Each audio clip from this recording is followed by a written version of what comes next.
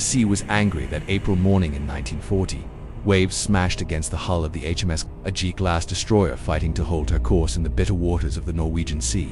On board, 30-year-old Lieutenant Commander Gerard Broadmead Roop stood with his officers, eyes squinting through the freezing spray. The destroyer had been separated from her flotilla during a storm, and now, alone, she was searching for two men who had fallen overboard. But something didn't sit right with Rupp. The weather was too rough, the visibility too poor, and the Germans were active.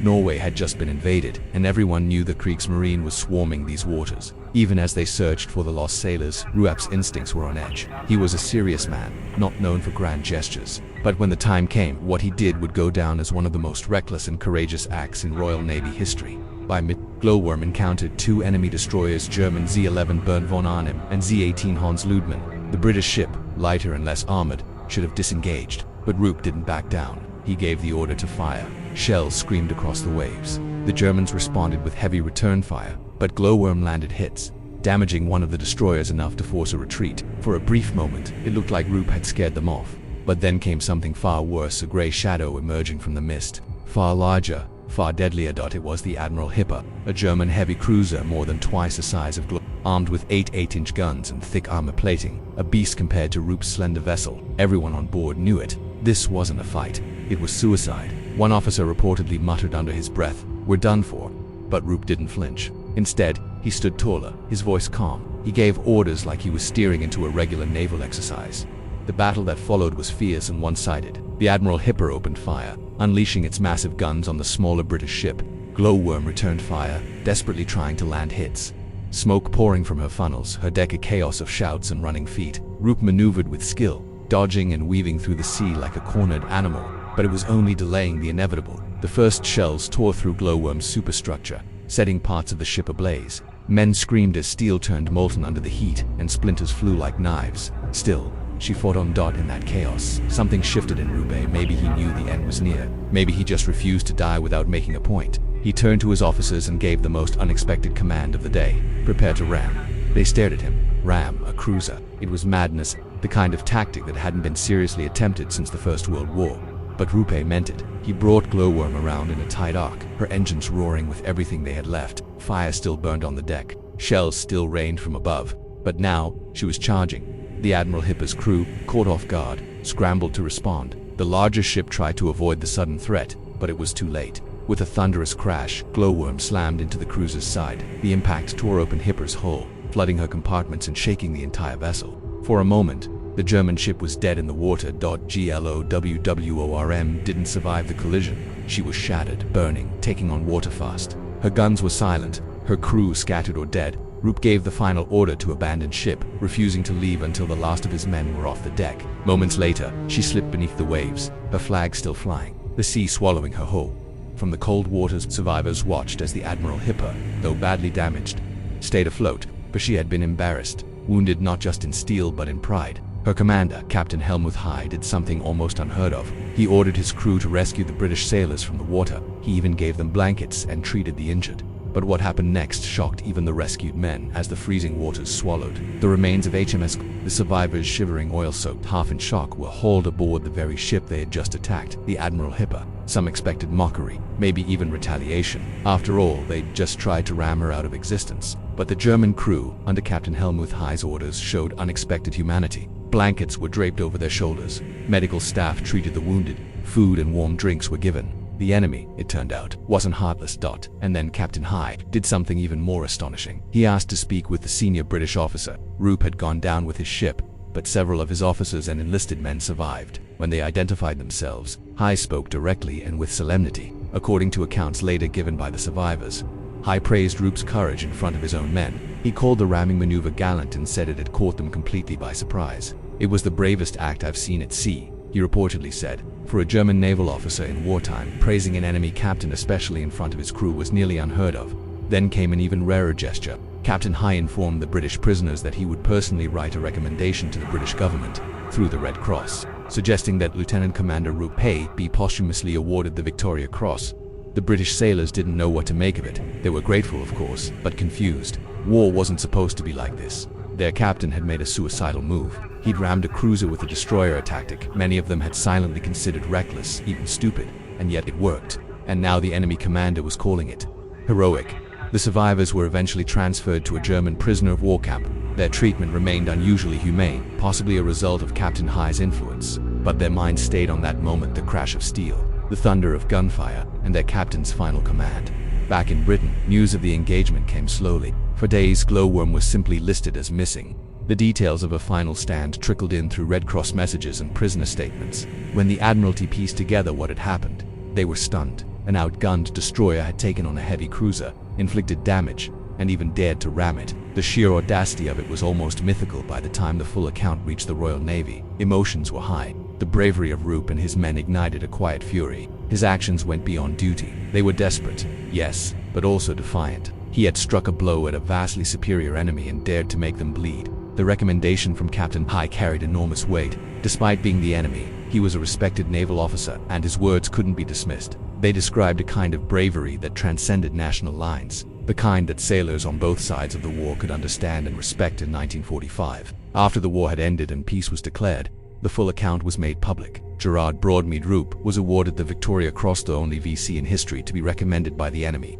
The citation spoke of conspicuous gallantry and devotion to duty, but to the men who had watched it unfold, it was simpler than that. He saw no way out, so he made his own. He faced a monster and didn't blink. To this day, naval historians debate the tactic. Some call it reckless, others call it desperate genius, but no one questions its impact. One destroyer, acting alone, damaged a cruiser and captured the respect of friend and foe alike. And in that chaotic moment at sea, when everything screamed surrender, one Royal Navy captain decided to ram fate itself.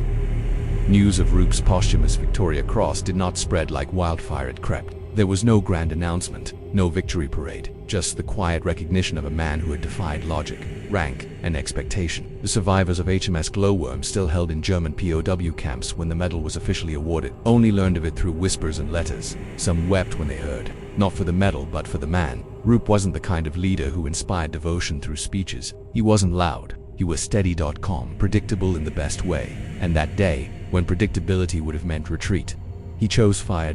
In the years that followed, fragments of that final battle were retold again and again, in pubs near Portsmouth, in letters to families, in debriefings after liberation. The story always came back to that moment, the Glowworm turning toward the Admiral Hipper, guns still firing, even as her hull tore itself apart with the force of impact. There was no battle plan for what Roop had done. It was instinct, madness, bravery, all three maybe. Historians later pored over the tactical side of it. They studied maps, ship logs, water depth, weather conditions. They tried to quantify it. Had Glowworm been faster? Had the cruiser made a navigational error? Did Roop see something no one else did? But those who had been there, who had smelled the smoke and seen the captain's face in those final moments, dismissed all that. It was simple, they said. Roop knew they were going to die, so he made it count. And yet, behind all the medals and admiration, there was a strange bitterness. Some in the Royal Navy's higher ranks didn't like the story, not because it reflected poorly on them, but because it didn't follow the book. Ramming, that wasn't strategy. It was desperation, and to reward it with the highest military honor. It made certain admirals uncomfortable. Some even questioned whether Roop's actions endangered his men unnecessarily.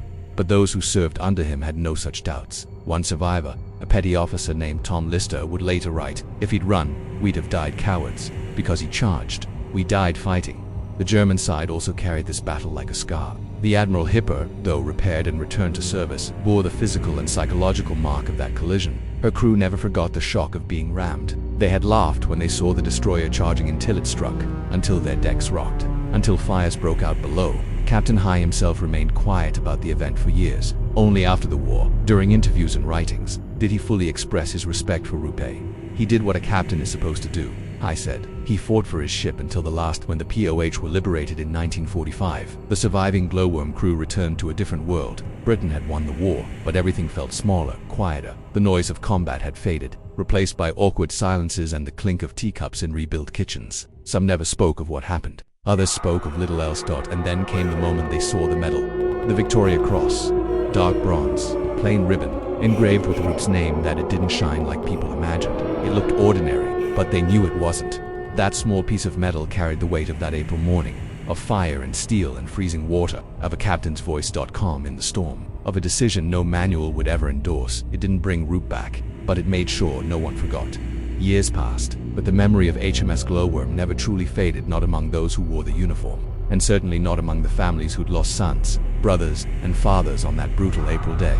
Gerard Rupp's widow, Faith, received his Victoria Cross with quiet dignity. She had always known the man her husband was. She didn't need a medal to confirm his courage, but it mattered. The country had acknowledged his sacrifice, and more importantly, the men he had led. But there was something unspoken that lingered under the surface of the celebration, something uncomfortable. Rupp's decision to ram the Admiral Hipper was called brave, even heroic, but rarely strategic. To some in the higher circles of the Admiralty, it was the kind of story best left on the back shelf of history. A story of valor, yes, but also of recklessness. No admiral wanted junior officers thinking that ramming an enemy cruiser was now Royal Navy doctrine. Because the truth was, Rupp had made the choice alone, no orders, no backup. Just a gut decision, made with smoke in his eyes and death all around him. And yet, the impact of that moment was undeniable. The German Navy was rattled. It wasn't just the physical damage to the Admiral Hipper, though that was significant. It was the psychological blow. That a lone destroyer outgunned, outclassed had charged head-on into a modern heavy cruiser and lived long enough to land a blow that shook her spine. The Kriegsmarine, arrogant in its early successes, suddenly understood the resolve of its enemy. Meanwhile, British naval officers began telling the story quietly at first, almost as folklore. Young cadets at Dartmouth would whisper it in bunks, the madman who rammed the Hipper, and while some senior officers rolled their eyes, others began using Rupp's story to teach a different kind of lesson, not about tactics, about leadership, about grit. At one of the war colleges, a lecturer once said, "It's not that Rupp rammed the Hipper, it's that when everything else had failed, when his guns were useless, his hull shattered, he still found a way to matter." And matter he did. In post-war Germany, Captain Helmuth High faced scrutiny from many angles, but when asked about his decision to save the Glowworm's crew and later recommend Rupp for the Victoria Cross, he never wavered. He believed in honor, even in war, and he knew that what he had witnessed wasn't simply an act of desperation. It was sacrifice in its purest form. British Naval Archives eventually declassified the full battle report, along with High's original recommendation. It was translated, distributed in military journals, and even cited in ethics discussions and officer training, because they're written in the hand of an enemy captain, was something no one could argue with. His conduct, in my opinion, was beyond all praise. He was a very brave man, and a very gallant gentleman. It wasn't only sailors who remembered. In 1977, decades after the battle, a memorial plaque was placed in the Portsmouth Historic Dockyard, honoring HMS Glowworm and her crew. By then, only a few survivors were still alive to attend. They stood before the stone, staring at the names carved into the cold surface. They remembered the smoke, the fire, the moment Rupp gave that unbelievable order, "Prepare to ram." It was still hard to believe. Even then, one of them, gray-haired, leaning on a cane, said quietly to no one in particular, "That day, we weren't just following orders. We were following Rupp, and that's what stayed with them." Long after the medals had tarnished and the uniforms no longer fit. Not just that he was brave, but that he chose, with full knowledge of the cost, to charge into death's mouth because a retreat wasn't an option. The war moved on. Bigger battles stole the headlines: Dunkirk, the Blitz, D-Day. The name Glowworm faded into the background for most, replaced by grander tales of victory and defeat. But in quiet corners of Britain naval bases, family homes, veterans' pubs, the memory remained alive. It wasn't about the scale of the battle. It was about the soul of it. Rupp's story wasn't wrapped in strategy. It was wrapped in something harder to name: defiance in the face of certainty. Years after the war, Faith Rupp was invited to speak at a small naval ceremony honoring her husband. She was in her 60s by then, dignified and soft-spoken, still carrying the weight of that telegram she'd received decades earlier. Standing before a crowd of young officers, she didn't talk about the Victoria Cross. She didn't talk about tactics or heroism. She talked about the man she knew. Gerard wasn't a reckless man, she said, her voice steady. He was thoughtful, sometimes too serious. But he had this sense, this quiet refusal to be ruled by fear. If he believed something needed doing, he did it, even when everyone else would have stepped back. And in that moment, the room fell silent. Not because of the medal, but because of the man. Meanwhile, in Germany, the story of the Admiral Hipper's encounter with Glowworm became something of a strange legend and echo of a war that had brought shame and scars to an entire generation. Captain Helmuth High, who survived the war and later became a politician in West Germany, never forgot the destroyer that dared to charge him. In a rare interview before his death, he reflected on it again. "I was shocked," he said, "not by the damage, by the courage. I saw a ship burning, sinking, and still coming toward me. You don't forget that, you never forget that." The Hipper herself didn't last long after the war. She was seized by the British, too damaged and outdated to be of use, and eventually scrapped, a ghost of steel and memory, disappearing into rust and silence. Glowworm had already vanished beneath the sea, swallowed by the cold waters she fought in, but she left her mark in twisted metal, in lives saved, in fear carved into the heart of a cruiser, and in the records of the Royal Navy.